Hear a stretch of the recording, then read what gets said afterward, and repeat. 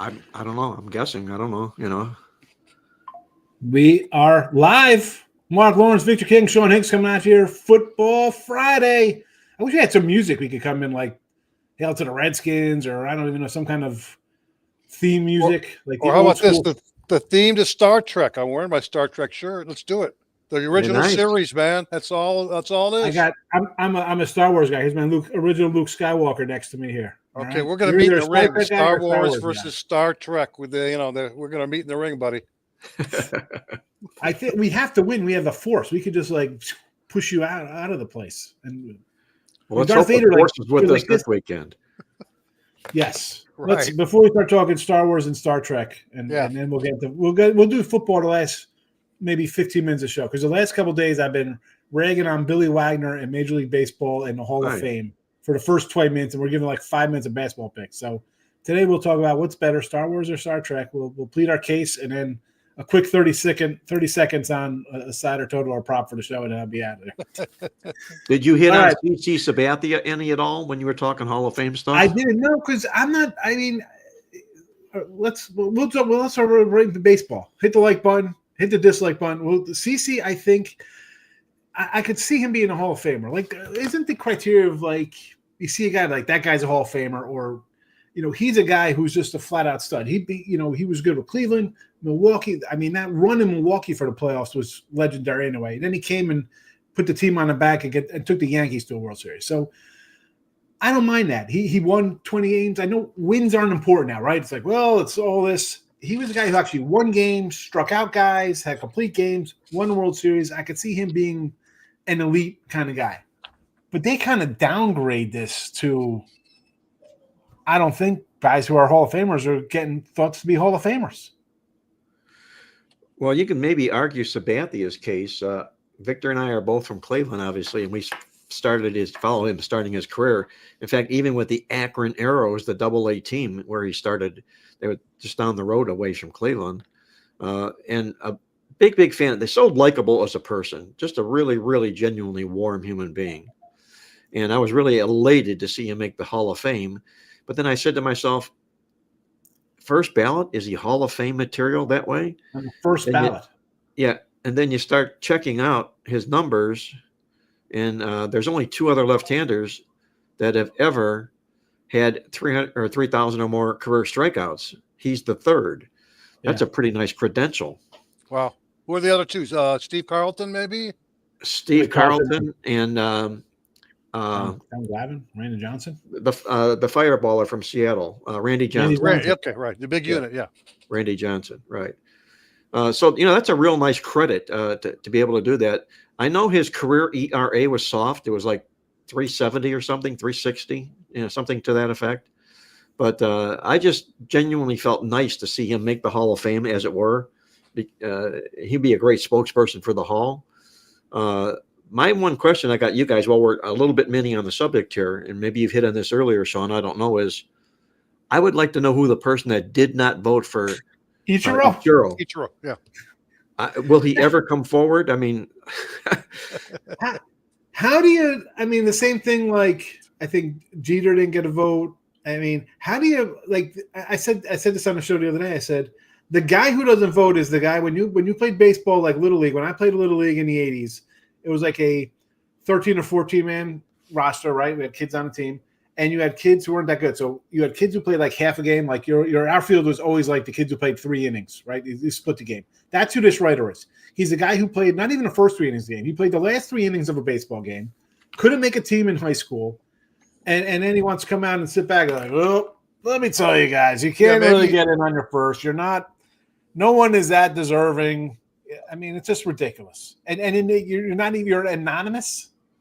Right, it's some sort of personal grudge or something. Maybe he was denied an interview, or Ichiro and his interpreter were late for an interview. So I'm going to hold a 1-year grudge and not vote for him in his first year. It's got to be something, a 1-year little tic-tac personal thing, But if he doesn't come forward in a year, Victor, you gotta give him the raspberries, right?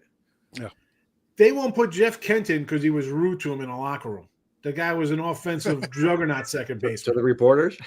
Yeah. That's what we've heard about Kent, yeah. Kurt Schilling. No, he's not nice. We don't like Kurt Schilling. Right. He needs to change his political affiliations before he can get into the Hall of Fame, right? Like that matters. I mean, David Ortiz, no problem getting a Hall of Fame. Like that guy wasn't a steroid guy. He had 17 home runs in Minnesota. Blinks up when Manny Ramirez is hitting 50 a year for 10 years. No way. No way he's even incremented to being that. Piazza, Jeff Bagwell. None of those guys are PD guys. A-Rod, evil. Bonds, bad. Clemens, bad. These guys before steroids were Hall of Famers their first 8 years they played. You mentioned Manny Ramirez. Victor and I had the pleasure of watching him play in Cleveland for most of his career too. And what a character. I mean, what a character. I had somebody in the Cleveland Indians clubhouse that told me the story about him, and I'll pass it along. The players, when they built Jacobs Field, the parking for the players was all right around the field, in close. And Ramirez would have the clubhouse boys wash his car for him, of which they obviously wanted to do because it meant a few extra bucks for the guy. Well, one guy washed his car for him once, and he did nothing. He washed it twice. He washed it 3 times, and Ramirez didn't duke him or anything. So the 4th time came about, and he washed his car again. He says, Manny, he says, I love washing your car. I love watching you play baseball. He says, but do I get a little tip or anything, for what I'm doing? And Manny says, yeah. He says, in the glove box, there's a bunch of money in the glove box. Just take some out for washing my car. What do you have in the glove box? I thought you were telling me he was going to do like 10 grand in there. Just cash, Plenty of green, yeah. Yes. See, that was Manny. Now I am Manny via Manny because I leave cash in the car. I'm always like, why leave cash in the car? Well, why wouldn't I? If you open up, and I have it now, it's on my son's car. You open up like the middle thing in the truck. There is a knot of money about this thick of singles, 5s, and 10s. There's at a minimum there's $180 just cash money just sitting in the car at all times. She's like, why would you leave that in there? I don't know, if I want to go to get a burger or something. There's always just cash in the car. Yeah, maybe the ATM's down or something, right? Yeah. You got an ATM on 4 wheels, right? I mean, I'm a cash guy. I don't like using the card for everything. I want money in my hands. This money's everywhere. I keep money in my desk. There's money right here in my desk. I got it right next to me. I have to have. Who doesn't want cash? Speaking of cash, let's make you some. Now, that we only spent 7 minutes on baseball. I can go on and on and on. On and on and on. Harold Baines, no. Yesterday somebody brought up that Chauncey Billups is in the NBA Hall of Fame. The guy was an all-star for 3 years in his late 20s. The guy had a 5-year stretch. He's in the Hall of Fame because he won a ring. Is that the criteria now for NBA Hall of Fame as well? That's a whole nother. We'll do a Hall of Fame show next week. We'll ridicule everybody that I feel is undeserved to be a Hall of Famer based on a couple good years. And I'll say who should be in there based on 4 good years. Don Mattingly, Doc Gooden, Albert Joey Bell. I mean, there's a lot of them. Anyway. All right, let's get to the money part. GamblersWorld.net is our sponsor. Head on over there for all of our premium plays. Marc Lawrence, top NFL play this weekend. Victor King, NFL playoff game of the year. I got AFC and NFC up. GamblersWorld.net for all of the premium action. Our Super Bowl day pass or Championship Sunday day pass is up. We took $10 off the total. 59 because it's high. Super Bowl 59. Go get it. Support Victor, myself, Mark, anybody on the channel. For the NFL Championship weekend, $59 for the day pass. Or you want something more, 3 7:30 passes are guaranteed. Go get them. We win over that time, or we credit you back. There's a leaderboard. You see how we do. NBA, college hoops, basically, and hockey now. We're only down. We got 3 games left of football. So obviously we're going to be pivoting to different sports. Use the leaderboard to find a cap you're like, get on board today and start making money here. I mean, I'm sad to see Football Friday go. We had a great Football Friday year. Gents, then today we're going to talk. We got both games. We could talk about last week what we saw in those kind of games or how we think these are going to play out. But you're free to go wherever you want. Team total, first half, anything prop wise. I threw some props. I got them. We'll scroll them out when it's my turn. But Mark, you're chomping at the bit over there. Go for it. I see you like you want to jump in on this game or either one. Well, I really, really like the matchups we've got on hand this weekend, Sean. I think 2 must-watch television games for sure. We all know about Buffalo and Kansas City. That has Super Bowl material written all over it. And who doesn't love an upstart surprise team when you're down to the Final Four of any kind of event? And that's what Washington brings to the party here. I think it's going to be must-watch TV this weekend. Victor, what's your take on the pairings? Well, first off, Mark, we gotta, if we can, just last weekend stuff. First off, in regards to totals, it's been a tale of unders, overs, depending on the week. If you remember in the wild card week, 5 out of the 6 wild card games ended up going under the total. Yep. Last weekend, we basically got a reversal where 3 out of the 4 division round games ended up going over the total, including both of the Sunday games played in the snow. Again, if that doesn't reiterate to you that we don't give a crap about snow when it comes to betting overs and unders, it's all about the wind. We all know that because, again, both of those games in the snow went over the total. And, of course, in the Philadelphia Ram case, quite easily as well. And we like watching games in the snow also, Victor. Very, very entertaining. That is for sure. Yes. But the thing that kind of blew us away was the fact that the all 4 of the teams who won last week were outstatted, out-yarded, out first down. All 4 of the winning teams. We don't see that very, very often at all. You might see that in 1 game, maybe 2 games, but not all 4 games of a playoff weekend. The Texans against the Chiefs, they out-yarded the Chiefs 336 to 212. The Ravens, despite losing to Buffalo, outstatted them by 150 yards, 416 to 273. The Lions, despite losing to Washington, outstatted the Commanders 521 to 481. And finally, even though the Rams lost, they had more yards than the Eagles, 402 to 350. Not only did the winning teams be outstatted by the losing teams, but they lost in the first down battle, and they even lost in the yards per play battle. Again, it was a upside down week in terms of statistics. I wonder what the odds are or the math was. And I think Mark may have done the math on that type of thing actually occurring in a given weekend. Yeah, it's sort of staggering what the odds of that happening were, Victor. We outlined this in the Playbook Football newsletter this particular week. And if you were to just bet 4 games and say that in these 4 games, I want to parlay these 4 teams that will all lose the game but win the yards.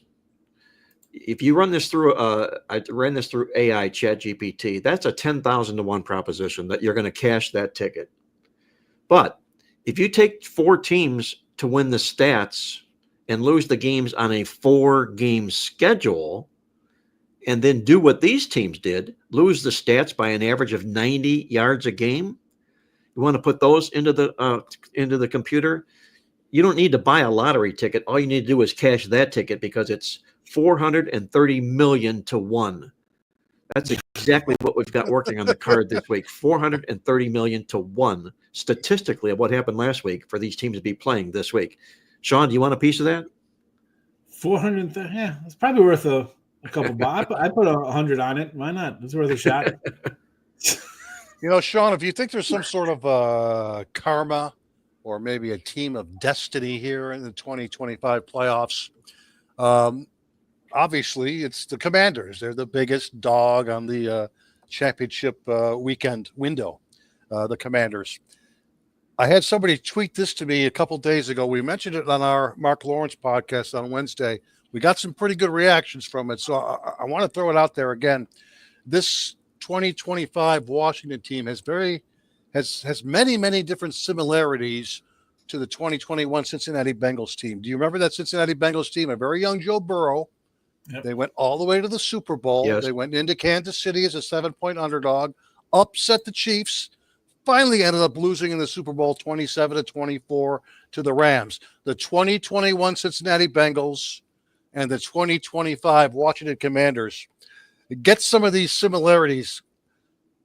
Both quarterbacks for both of these teams, Cincinnati 2021, Washington 2025, were Heisman Trophy winners from LSU who transferred from another school after 3 years. Burrow and Daniels, yes. Okay. Right. I'm with you. Both teams, Cincinnati in 2021 and Washington this year, won only 4 games the previous season. Both teams started their season 7-5 straight up overall. Both teams went 4-2 against their division. Their point differentials were very, very similar. Bengals were plus 84 in that year, 2021. Commanders were plus 94 this season. Both of these teams had a top 10 offense. Bengals 7 that year, Commanders 5th this year, but a slightly below average defense. Again, similarities, amazing. Both teams' preseason Super Bowl odds and win over under odds were exactly the same prior to the season. Plus 150, over under with 6.5 wins. Here's a good one. Both teams beat a pirate themed team in their wild card game, the Raiders and the Buccaneers, to end a long winless drought in the playoffs. Both teams upset the number 1 seed in the divisional round. Of course, that was Cincinnati upsetting Kansas City in 2021, Washington upsetting Detroit last week. And finally, both teams will play on the road in the conference championship game against the number 2 seed that they beat by 3 points at home a few weeks earlier. And of course, that's what Washington did when they beat Philadelphia 39-36 a few weeks ago, the game in which Jalen Hurts got hurt. There's at least 8 or 9 or 10 similarities between these two teams. If you feel any sort of destiny or karma, maybe Washington goes all the way to the Super Bowl. Who knows? Hey, Victor, was Joe Burrow a rookie that year, or did it just happen to be the coincidence you outlined? I think it was his second year in 2021. I think it was his second season. But if he was a rookie, I mean, that's even more mind-boggling because Jaden Daniels is a rookie, and Burrow, if he was a rookie, yeah. But all kinds of just weird stuff comparing those two teams if you believe in destiny. Well, the reason I'm bringing that up is in Jaden Daniels, we've got a rookie playing in a championship round of the National Football League games. And he's only the sixth quarterback to have done that. The other 5 that preceded him all lost the championship game. Only one of them cashed a ticket. So, is the Jaden Daniels merry-go-round love fest over this week? History says it is, but, whether or not they'll play that way remains to be seen. But I think those were incredible similarities that you outlined there, Victor. And Sean, before I turn it back to you, I want to throw you one more interesting stat out there about these 4 teams playing this championship weekend. We like to break teams down statistically and how they've performed against the same ilk, against other fellow playoff teams. All 4 of these fellow playoff teams, when they went up against other fellow playoff teams, were all each out-yarded average-wise per game. Every one of them negative. Buffalo minus 151 total yards. Kansas City minus 118, Washington minus 109, and Philadelphia minus 17. So we have some quirky stats working this particular weekend. I don't know if we're going to rely so much on those stats because it's all going to matter what happens on the field between these two teams, but a lot of statistical anomalies happening this week. Yeah. So we'll dive. So Washington, 6-point dogs, 47.5. I was doing a little look here because you're bringing up the early odds from the Super Bowl, and I printed out. This was after the Super Bowl last year. I printed out the odds here. Bengals. I circled the Bengals at 1,500 to 1, or plus 1,500 there to win for this year. Them, the Rams, the Browns were all on my list of teams to take shots on this year for the Super Bowl. Needless to say, down the drain there. The rookie quarterbacks you mentioned, Mark. Brock Purdy, Philly's got him good 31-7. Mark Sanchez, 30-17 versus the Colts, loser. Joe Flacco, 23-14 to the Steelers. Not bad losing there because the Steelers quarterback, Ben Roethlisberger, he makes the list here from 2004, loses 41-27. And the last one, any idea who this guy is? I'm going to say it, you're going to be like, no wonder why they lost. I can cheat and tell you I know it because we outlined it in the newsletter, so I won't do that. I'll throw it out there. Sean King, yes, right, for Tampa. Sean King. So of those guys, Sean, that you just mentioned, those 5 quarterbacks, those are the 5 guys that advanced to the championship round and all lost in the championship round. Now, we can go – Tampa had the defense that year. Almost won, 11-6 that game. I had the Rams at that. I remember I'm like, how are the Tampa scoring here? I'll lay 14. Yeah, they should have won that game. They lost 11-6. They probably should have won 12-11. They should have won that game. I remember it was like a catch. I was ruled not a catch. That should have been a loser, or an outright loser for the Rams. Roethlisberger losing to Tom Brady. Okay, no shame there. Flacco again losing to Roethlisberger, who won a Super Bowl. Not bad there. Mark Sanchez versus Peyton Manning. People probably on the Colts there. I'm just guessing. I don't know. It's not much of a fair fight. And then Hurts and Purdy. Purdy got hurt in that game. Wasn't he banged up in that championship game? Didn't he get hurt? And he left the game? That could well have been a game that he did leave, yes. I think so. Let's put an asterisk next to that Eagle win. Those Eagles, they shouldn't have gotten to where they got. I'm looking backstage, see what kind of looks I get from our Philly, our Philly guys in the back. Here we go. So, you mentioned all the stats from last week. I like the Rams last week. The Eagles got a couple big plays to kind of break that game open. For me, it'd be a Washington or nothing play here. I just based on Hurts because, gentlemen, we saw him miss a couple weeks for a concussion. He didn't look good versus the Packers. I mean, they got turnovers. They still only put up like 20 points that game. Not a lot. Okay, forget about Barkley falling down or taking, slide in to save time. Even if he punched it in, that was still not a great game for the Eagles. And then last week, again, you had two big plays or a third big play late. What have we seen out of Hurts here that tells you that this team is really going to cover this kind of number at home? I mean, I'm worried about Hurts. If you're an Eagle fan, I know they're writing their ticket like going to Super Bowl. Yeah, we don't have to play the Lions.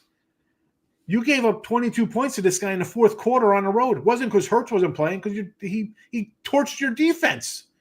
He torched your defense. If you're checking the boxes here, Sean, the check mark does here indeed go to Jaden Daniels over Jalen Hurts. I would agree with that. But it's more than just these two quarterbacks, I think, that comes into play in the football game. The biggest edge Philadelphia has, I think, two of them. Number one, the running game, which is monstrous, as we all know. But number two is the scheduling dynamics inside this football game here. This is going to be Philadelphia's fifth consecutive home game. Yeah. And Washington's fourth straight road game. And teams that are playing 4 in a row on the road in the playoffs have not fared well. They are 0-9 straight up and 1-7-1 against the spread. So is that likely to continue with a rookie quarterback against a team that can run the ball and control the time of possession in a game like this? That remains to be seen. Victor, I know you like the Washington Commanders pretty much this football season. How do you think? What side of this game do you like? I'm going to pretty much let you guys duke it out as to whether we lay it or grab the points in this game. But I will say this from the database. We do look on to play on teams off a playoff road dog win. Of course, that's what Washington did last week when they went on the road and they beat the Lions. 11-1 ATS going all the way back to the 2021 season. So we're on about 5 years here. Playoff underdogs of 2 or more off a road playoff dog win have gone 11-1 ATS. That particular query tells you to grab the points with Washington. I haven't decided yet which way I'm going in the game. I will say this. At the last minute last week, since I did like Washington plus the 10.5, I did throw in a few dollars late on Washington on the money line in that game. We got a nice payback on that one. And if you like Washington, you should throw a few dollars on the money line on Washington to win the game outright. In terms of totals, NFC Championship game, 8-3-1 over under in the last 12 years. 8 overs, 3 unders, about 69% over the total. Average 51.5 points per game. Of the 2 championship games, there's been more overs on the NFC side. The interesting thing is that for a long time this week, both over-unders were exactly the same. They were deadlocked right on the number of 47.5. We'll get to the AFC game in a minute. That's the one that's moved. It's gone up a full point to 48.5. This one, Philly, Washington, is still locked in at 47.5 points. 2 opposites in terms of this year's numbers. Washington, of course, very good over team, 12-7 over-under, 6-4 over-under on the road. Philadelphia, basically the opposite. They were 8-11 over-under, 8 overs, 11 unders. Only at 70% under in their home games. With that said, there's been some high scoring results between these two teams. 4 out of the last 5 meetings have gone over the total, 60.0 points per game. This year's game in Philly went under 44 total points. The rematch in Washington a few months later, very high scoring, 69 points. That was again the game that Jalen Hurts got hurt in the first half. So 1-1 over under was this season. It's been a high scoring series. Philly's been a very good under team in the playoffs, 7-18 over under since 2004, 80% under in the last 7 years. Washington, we don't have a heck of a lot of playoff results, but they've gone 4-8 over under since 1993. Right now, I'm going to be passing on the total. I'll let you guys duke it out on the side. The one prop that I did play, and I mentioned this on our podcast the other day, right off the bat, was this is the time to play Washington wide receiver Diami Brown under the total. We've gone on this over in each of Washington's first 2 playoff games against Tampa and against Detroit. And he had, 88 or more receiving yards in both of those games. They've expanded his over-under line to about 44.5. This is the time to play a Diami Brown under the total. There's a very, very good chance that Darius Slay is going to be on Diami Brown in this game, the current number 2 Washington wide receiver.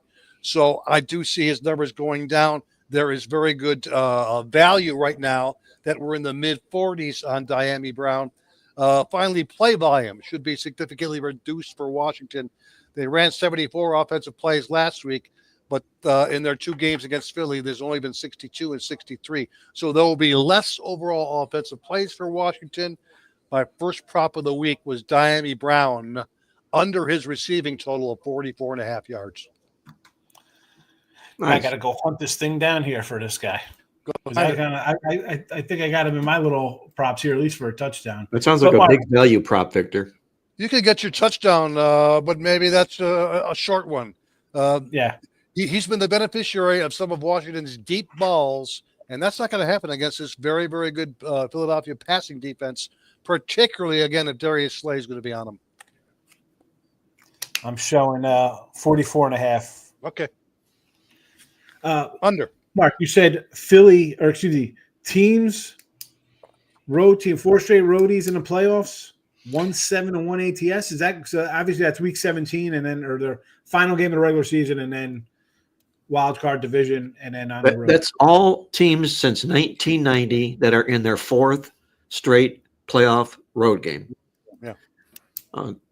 Now that's a small nine times it's happened. They've all lost all 9. They've gone 1-7 and 1 to the spread. Right. That's not an end all be all. That's a pretty small sample size. Let's keep the proper context there as well.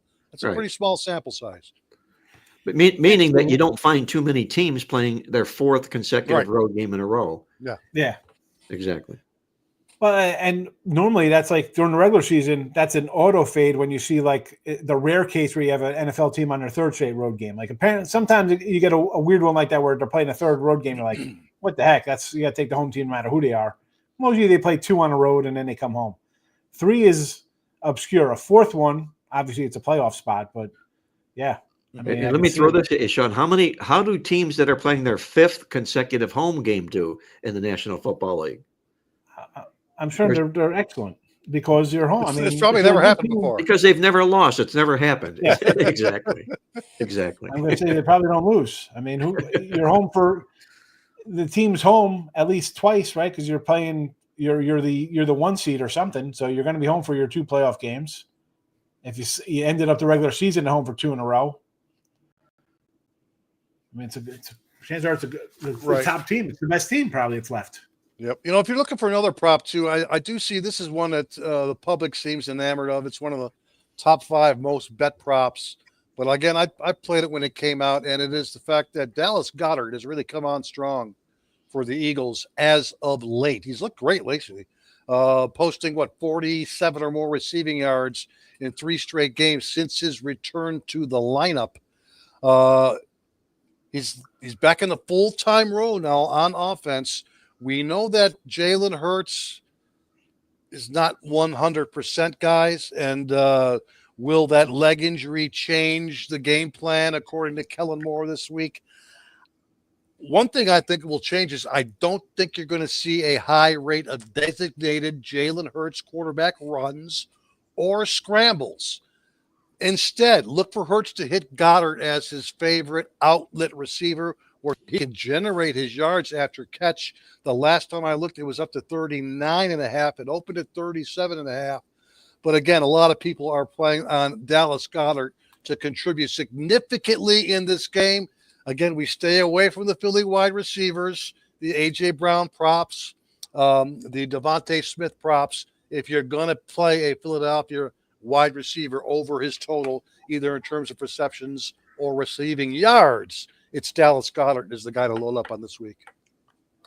Very good. 44.5 I'm showing on my screen right now for him.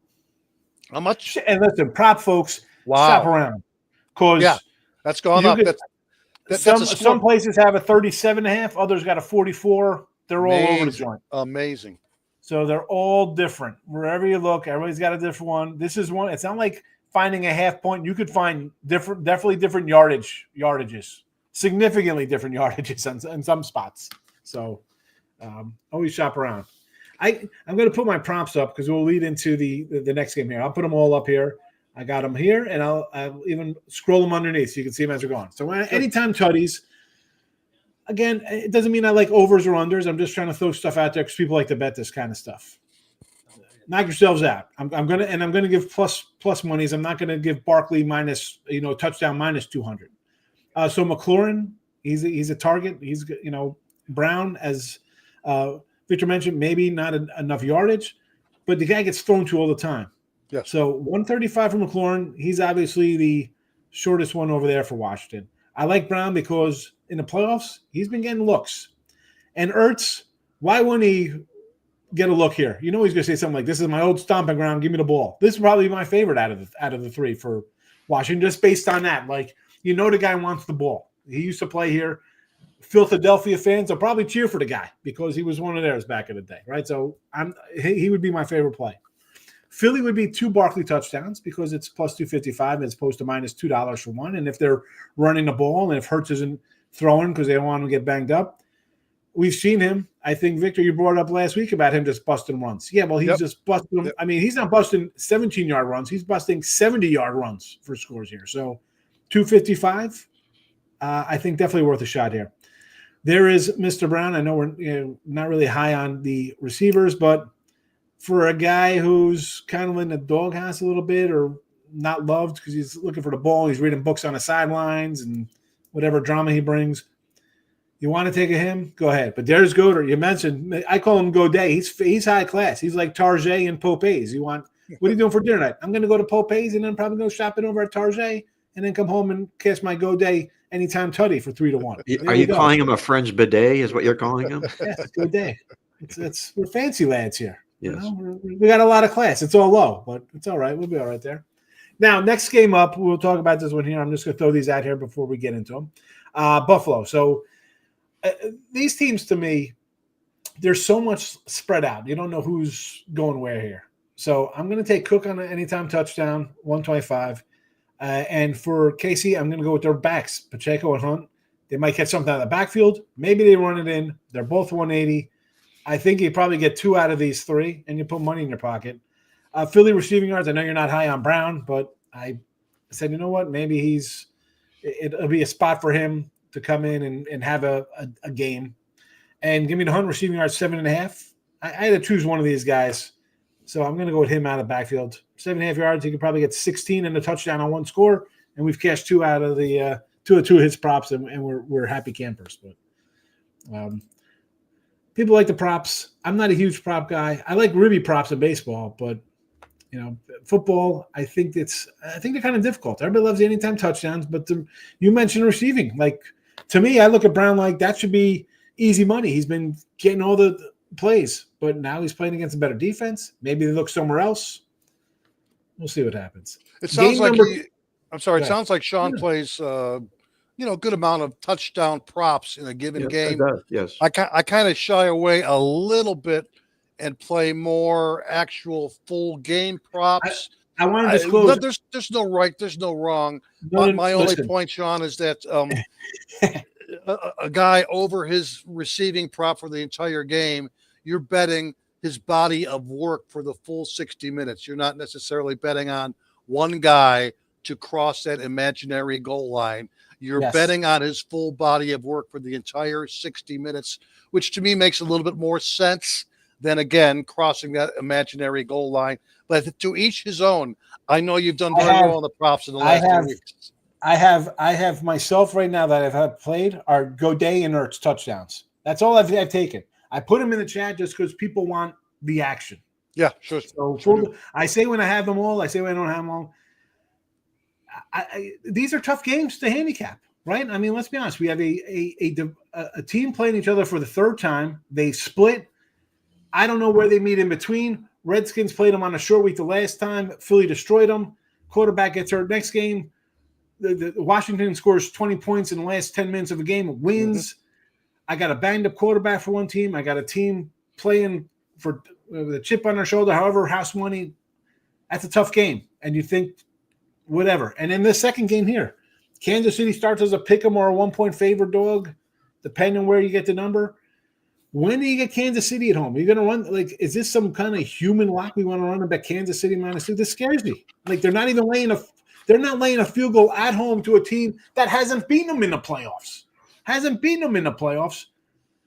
Mahomes is 17-3 in the playoffs. He lost to Brady in overtime, Brady in the Super Bowl when he was hurt, and then he lost to Burrow in a championship game.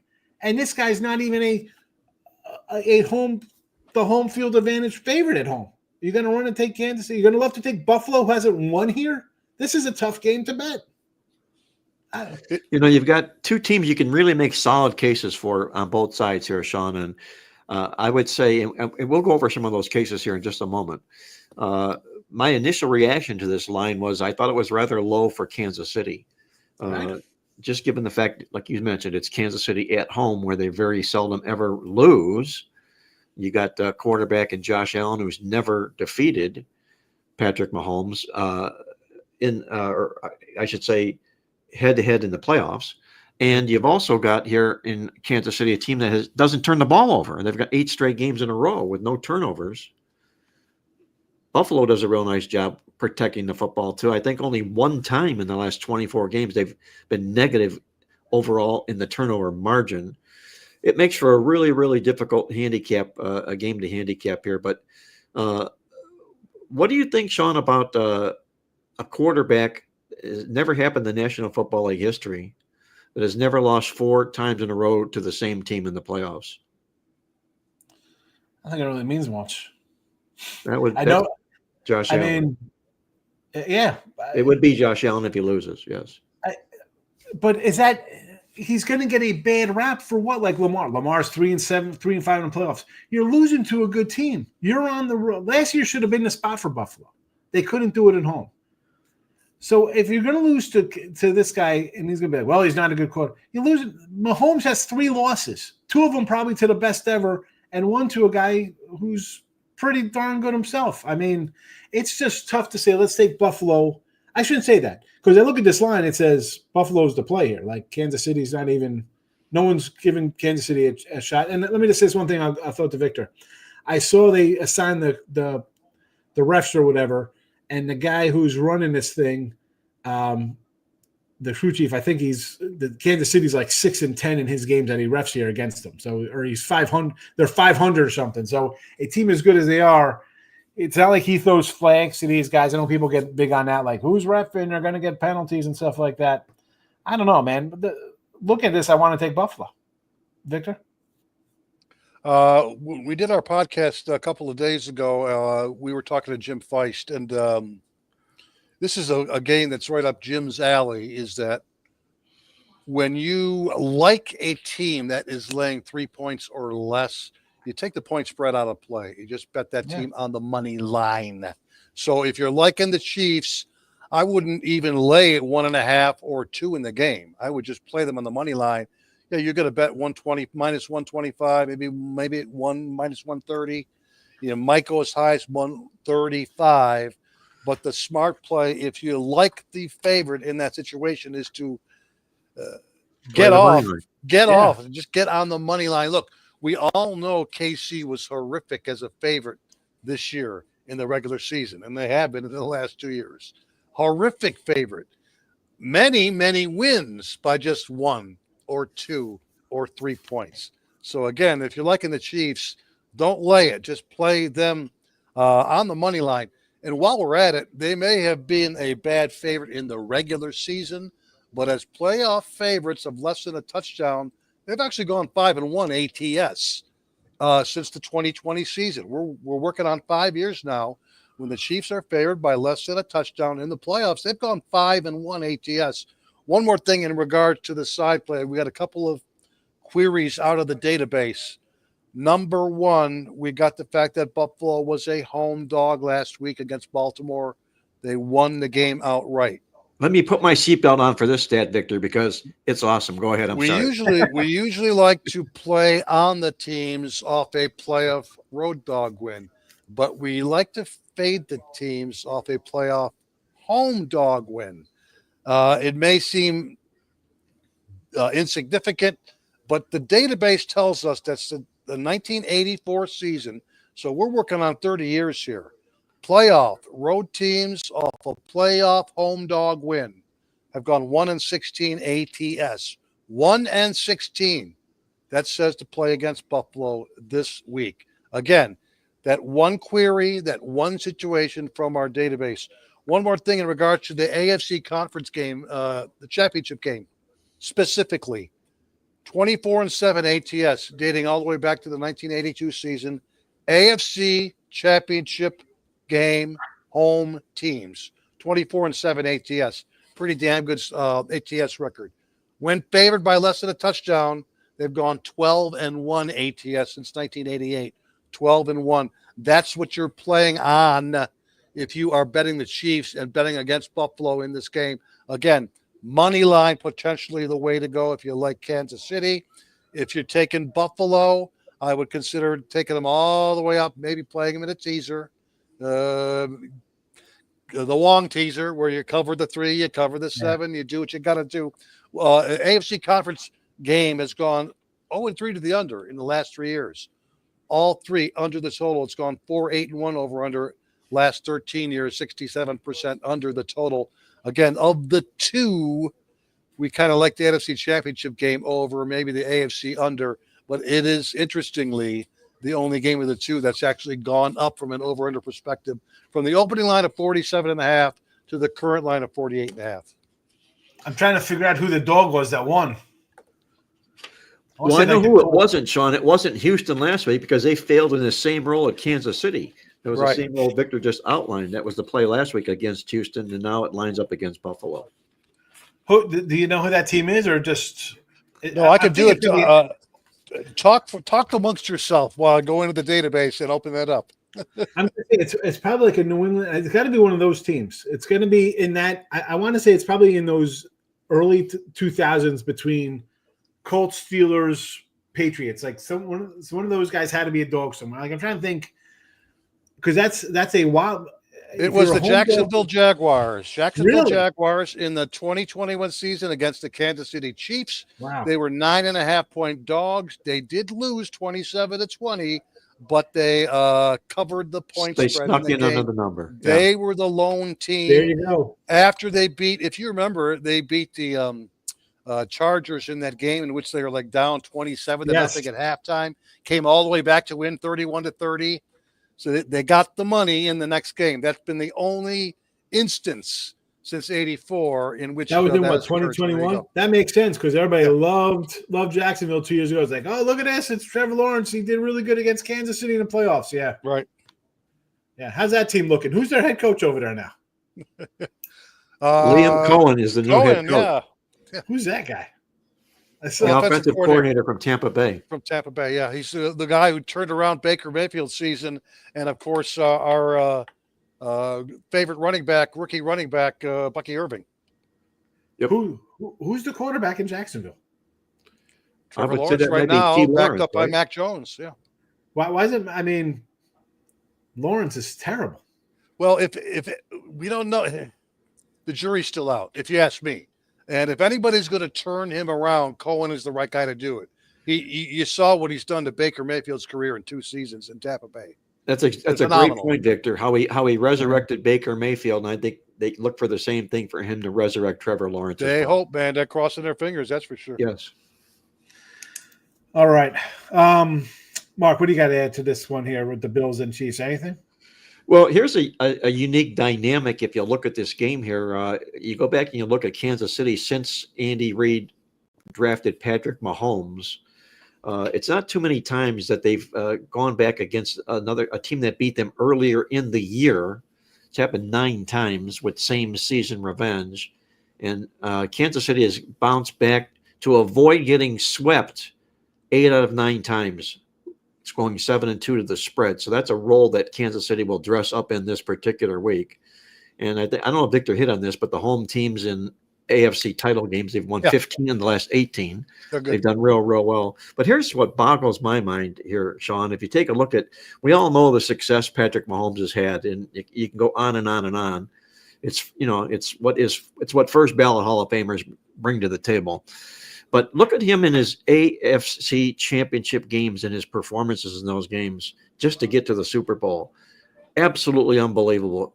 Yeah. He's completed 235 of 253 passes, 1,756 yards, 15 touchdowns, and only 2 interceptions. Passer rating of 112.1.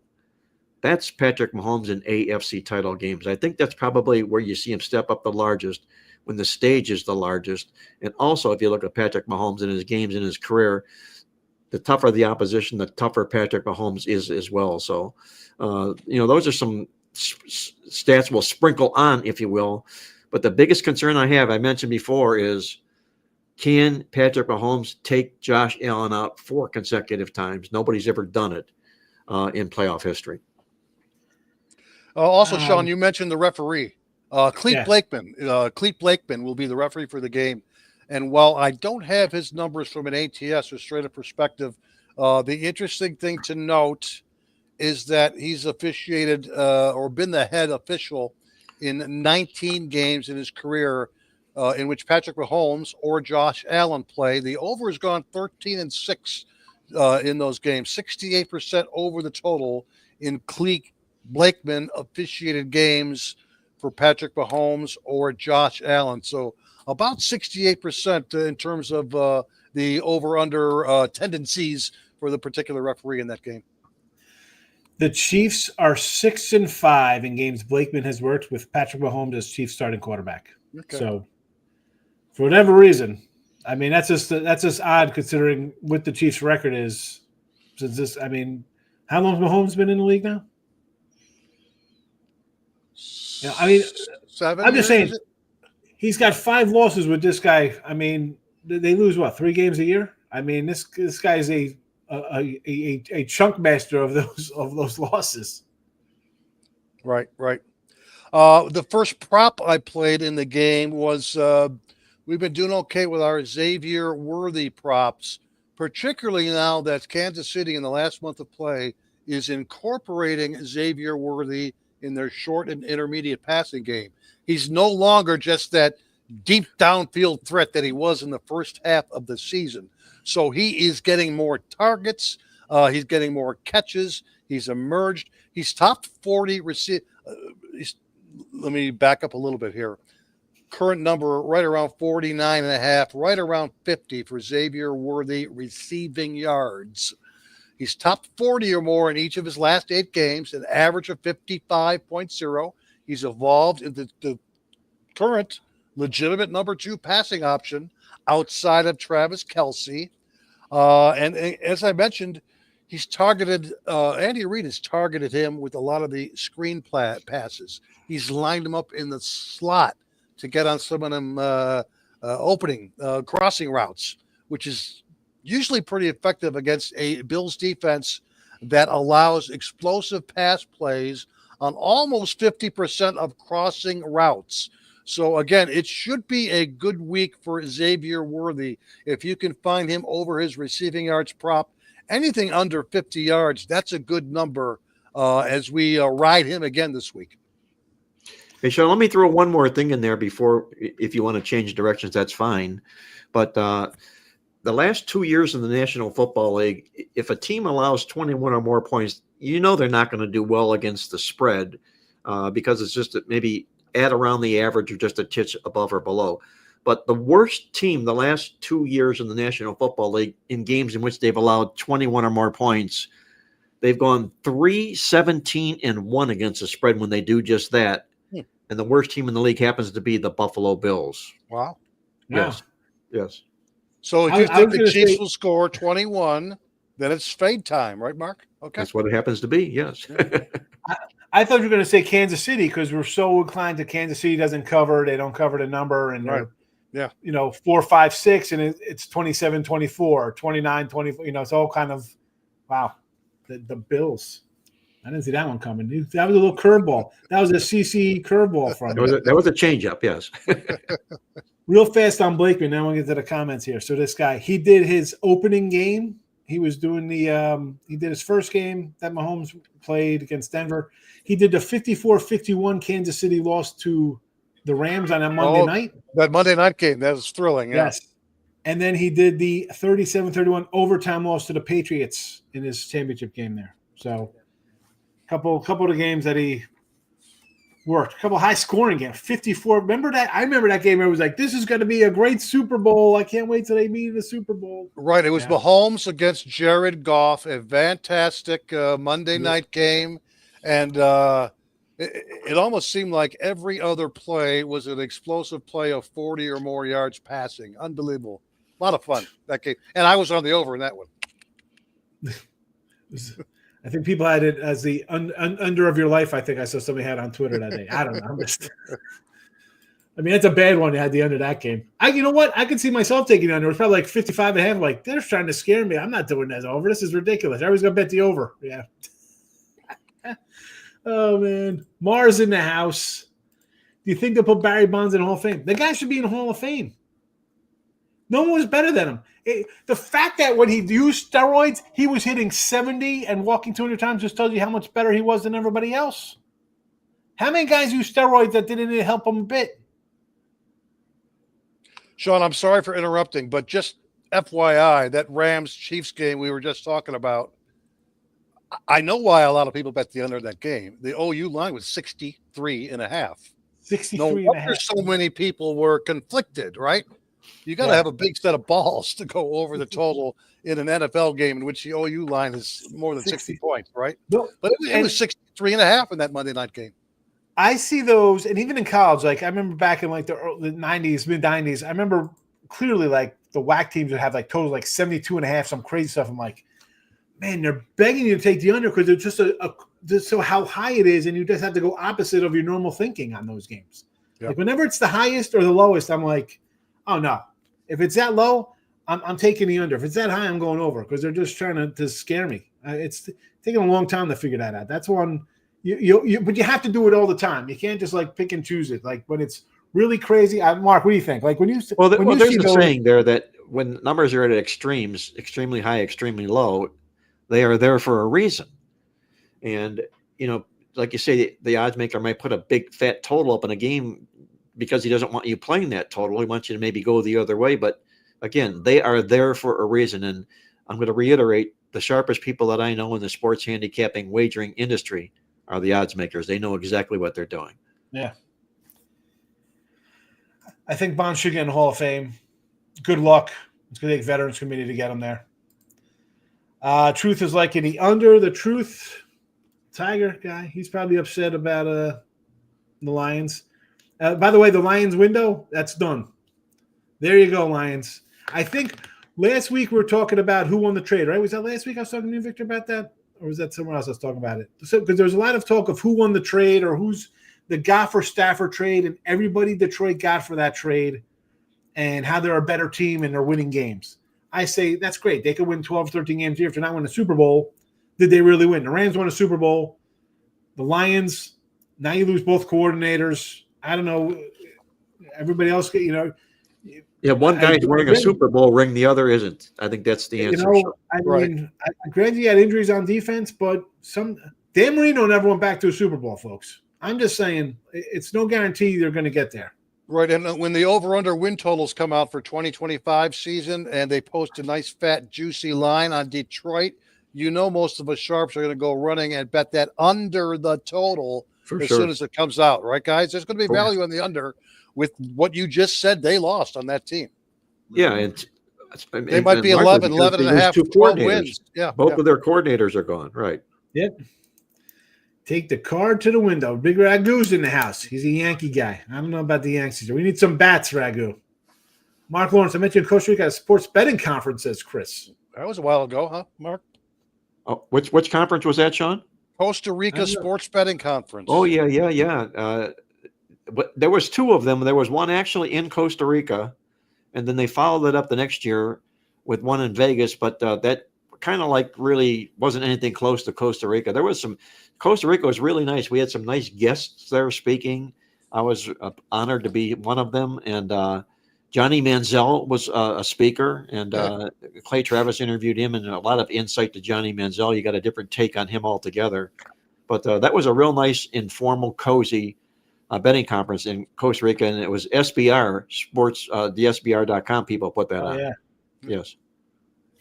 Back in the days, back in the Low Shack days, they used to do videos with him with Low Shack back in the days. There you go. Hey, Sean, one quick thing I want to bring up here, maybe before we get out of here. I know we're getting close on the time. Yeah, we're getting close. I want to say hello to some people. I'm sorry? Go ahead. No, go ahead. Go. There was an article that came out yesterday, and I put it in our daily coffee club, the e-newsletter that I send out to all the people that join us at playbooksports.com. And it's surrounded and centered around Dave Portnoy. Are you familiar with the story of Dave Portnoy? Well, which story? He's got a bunch of stories. That guy. Oh, he does. He has a bunch of them. I know who he is. But the one that just happened 2 days ago, yesterday, he bet $1 million on Buffalo to win the Super Bowl yesterday. And the way he come about betting the $1 million, this is kind of fascinating, is that it's fascinating because how hard is this to get down a couple thousand in some spots, and this guy's betting $1 million. Right, but he did it all at DraftKings. Fascinating part, Mark. It was all at DraftKings, by the way. But anyhow, what he did was this: is when Donald Trump won the presidency, he shortly thereafter announced Bitcoins that he was into. Because he sells anything. I mean, he'll sell empty Coke bottles, whatever. Watches, tennis shoes, slippers, whatever. But he's selling Bitcoins now. And Portnoy bought some Trump Bitcoins. He said at 5 o'clock in the afternoon when I bought it, I went to bed. I woke up at 5 o'clock in the morning, and I had already made $1 million on the purchase of the Bitcoin. $1 million he made. He says, I cashed it in right away, and I put it on the Buffalo Bills to win the Super Bowl. So he's got, in essence, a free bet on Buffalo for $1 million.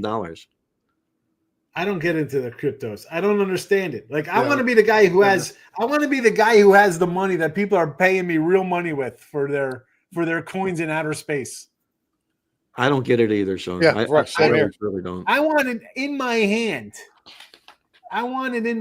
That's all great. Yeah. But I want to feel you next to me. You know what I'm saying? My question is if it's not real, then how was he able to cash in for $1 million and legitimately then transfer $1 million to his draft? Well, you do it at the cryptocurrency is where you do it. Yes, but where does that come from? Like I'm saying, like how does it go up in value? Like who's paying that money? Like where does it come from? It's all just supply and demand. Who's buying, and whoever's buying it just keeps going up and up. And when they sell, it goes down and down and down. I think it's absolutely ridiculous. I like your philosophy, Sean. I think you're better off riding around with cash in your car than you are buying a crypto coin. I mean, I'm like, give me gold, give me silver, give me something physical. I mean, I know people love real estate investments, and that's good. There's only so much land. You put something on it. I get it. But when it comes to that kind of stuff, I don't know. Again, I don't get involved in it. I don't understand it. I don't pretend to know it. It's like soccer and tennis. It's something I don't know about. I'm not going to talk about. But here's a little teaser action. Because I got to race through these people because we got 50 comments. But Washington and Buffalo in a 2-point teaser. Teasing the dogs up. Teasing the dogs up. And Chris's picture is a picture of a dog. That might mean something. I like that. Good for you, Chris. You may have something there. And I think in these games, if you go Philly down and even Kansas City to +4, whatever they'd be on it, I think it all depends on the person. Like, why wouldn't you want to get a field goal with or more with Kansas City at home? Why not take Philly to a pick 'em or whatever it's going to be? To me, I know there's specific ways to do it. I look at it as if somebody's going to like the home teams, like, hi, you got Kansas City as a home dog. Would you turn that down? I mean, you think, well, Holmes ain't playing, but it's a teaser. I don't. They look great, right? I see this all the time. They look like every time you put them on the board, I'm like, man, this is a winner. You're counting the money, and they're like, what happened when the team gets blown out? Well, I don't want to rain on the parade there about doing all that stuff, but I'm maybe too far old school. But I don't like to have to win 2 times to cash 1 ticket to cash a winning bet, to have 2 teams win for me, which rules out teasers. It rules out parlays. And I may have said this before, probably a month or 2 ago on this very same show, but a good friend of mine owned one of the largest offshore sports books in the country. And he told me that they made all of their money. I mean, over 90% of their profits was made by people that are betting teasers and parlays. They opened the door for teaser and parlay bettors. That's all I have to say about that. I was going to say, that goes back to the a FanDuel. It's $1 million of free publicity for them to take that bet. And the fact that they just cater to the parlay crew. Same game parlay, same game parlay, same game parlay. Yeah, they do. Best way to go 3-1, baby. Put in that 14 parlay. I can't. I say it all the time when I do my show. I'm like, I can't imagine going 4-1 every day, or 3-1, or 2, however they're doing it, and not winning. 15-2 and losing money. Can you imagine? I would swallow a bullet if that was my life every day. Sean, one of the people that I handicap with, and one of his best friends, is a really, really sharp handicapper, a gambling degenerate, though, and that's his problem. And his problem is he will bet 6, 7, 8 team parlays, and he'll win 6 of 7, 7 of 8, and end up losing. And he could have cleaned up if he flat bet those games. So I see the allure. I shouldn't say that, because I totally understand the allure of going 7-0 and getting some ridiculous odds payout. Especially a lot of people do money lines. They're not even doing spreads. They're just doing money lines, so it's basically smaller game. I got a guy who does a lot of like 2-teamer and 3-teamers, and it comes out to like plus 105. All right, I understand it's not really a real lottery ticket, but most people don't do that. It's like the 7, 8, 10, and multiples. All right, have fun at work tomorrow, folks, because that's what you're doing. You're gonna, you're not gonna hit those. And even if you do, what happens? Okay, you hit one for 4,500. So your $5 bet, your $5 parlay turned into a $50 parlay now until you're wiped out. Exactly.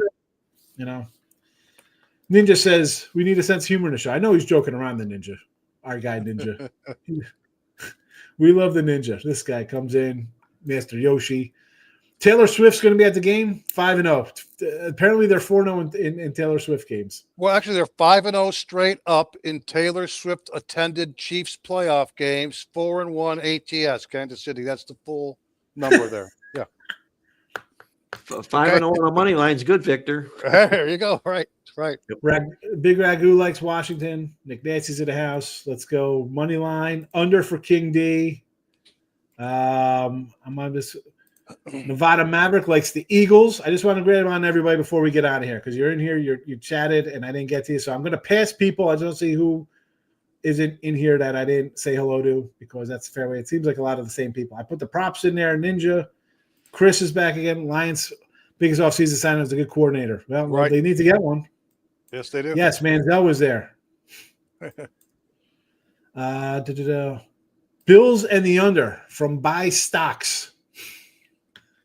Again, stocks are another one. I don't know about stocks. But the Bills, I don't know. Bills will drain the clock. Are they going to do it? Here's the thing why we're talking about the total in this game, and then we'll move on to what we have to do on Friday. Do either of these teams really want to get into a shootout? I know they can, but do you think it's going to be more run the ball, Pacheco, Hunt, Cook, short passes, Allen, scripted runs? That's been what Buffalo has been now in the last half of the season, is a run-first team. Okay, they've shortened the yards per attempt of Josh Allen passes. They're taking away a lot of the deep balls, and they have been content to be a ball control running team. Is it Buffalo. Cook, the running back there, Victor? Is that Cook? Yeah, Cook is the running back. You may want to check his status. He's not 100%. He does have a slight injury. I would lay off the Cook props this week and even consider Ray Davis. Great number 2 running back for Buffalo. But they've turned into a big-time rushing team, Buffalo. So I'm not surprised about the fact that you think Bills will be draining the clock by stocks. The same thing about Cook, and then we gotta get out of here.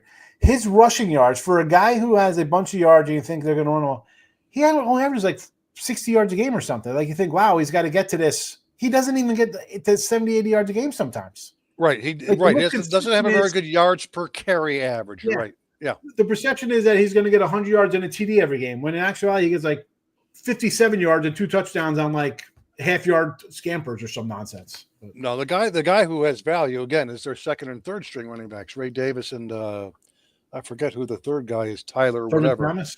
But those are the guys who have the best prop value rather than Cook, who may not be 100% this week.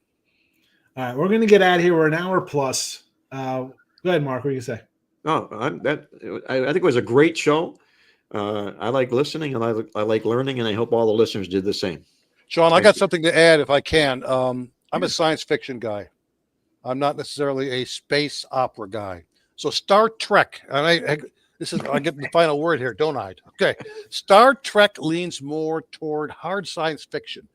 They focus on exploration, diplomacy. They take real world situations, they apply them to a science fiction theme. While Star Wars is considered more of a space opera with a heavy emphasis on the mystical elements like the Force or classic good versus evil narratives, making it closer to fantasy than pure science fiction. Essentially, Star Trek explores the potential of future technology, while Star Wars tells a more grand, heroic story with fantastical abilities. That's the differences between the two. Sean, and now you know why Victor found Wendy's chili to be the source for all of his weight loss. I got tagged in a post by Cypher West, and he tags a bunch of us for like some chili stuff. I've never had. I said I never had chili in my life, and they said something. And then I think Philly Godfather brought up like the Wendy's chili or something. And like, who's eating Wendy's chili? But the Star Trek is correct because that started as a TV show, so it had to have something to kind of build, and then went into movies. Where Star Wars was a movie that's kind of tapered off until they do a bunch of shows on, but that's a whole nother show. We can talk for another 2 hours if you want. I know Mark's we can. What the hell are these morons talking about? Get me out of here, these guys. Well, I can relate to Star Trek because my wife loves Star Trek as Victor did too. So there was a lot of Star Trek being watched in our house. I'll say that. That came out, what, the 70s Star Trek? Right? The original series was 1966, 1967, and 1968. They did 82 episodes. It began, I believe, on a Wednesday, and then season 2 and season 3 were on a Friday night. But yeah, 3-year period. Now it didn't really. Star Trek TOS, or the original series. The weird thing is they got poor ratings. That's why they were canceled after 3 seasons. But they got killer ratings when they started syndicating the show in the 1970s to independent UHF stations. That's when the show really took off, where you could come home from school in the 70s and watch Star Trek every day of the week at 5 o'clock, rather than the once a week in its original run. That's when it really took off in syndication in the 1970s. And that's why, I'm more of a show every day. You want to kind of see how it goes on. And that's what Star Trek was. It was like built on a whole story as opposed to just a 2-hour movie. It was right. It wasn't a season-long arc of shows. Each show was a self-contained episode. You're right. Exactly. And that's why the difference is people want, it's like you're either one or the other. And it is. They're totally different space odysseys. Hey guys, I got to get out of here. Okay, I got a Voyager waiting for me. Wait a minute. We just did the original series. Now we got to talk about Next Generation and Deep Space Nine and all the other Star Trek shows. That gives us a week to look it up. Where are you going, Mark? Hey guys, have a great week. Okay, thanks for inviting me. Okay? I know nothing Star Trek. Good luck this weekend, everybody. All right, thanks. Yeah. Marc Lawrence top play going over at gamblersworld.net. You go get that. Victor King's game of the year going in the playoffs. You don't want to miss out on that one as well. I got your championship games covered at gamblersworld.net. The championship day, this championship Sunday day pass. Yeah, you got to say that softly instead of rushing it out. $59.99 in honor of the Super Bowl 59. Can't beat that price. Or a weekend pass for 3 days, a weekly pass for 7, a 30-day pass, all guaranteed show you profit, or we credit you back. That is how we roll. Picks are scrolling, picks in the chat. And that's out here. We only got, what, two more left in here? And again, we could talk about the people are probably like, these guys are going to start talking about whatever. Who knows what we can talk about next week. Cartoons, right? Yeah. Transformers or GoBots next week on the agenda. It's Transformers only. We'll be out of here. Take it easy, folks.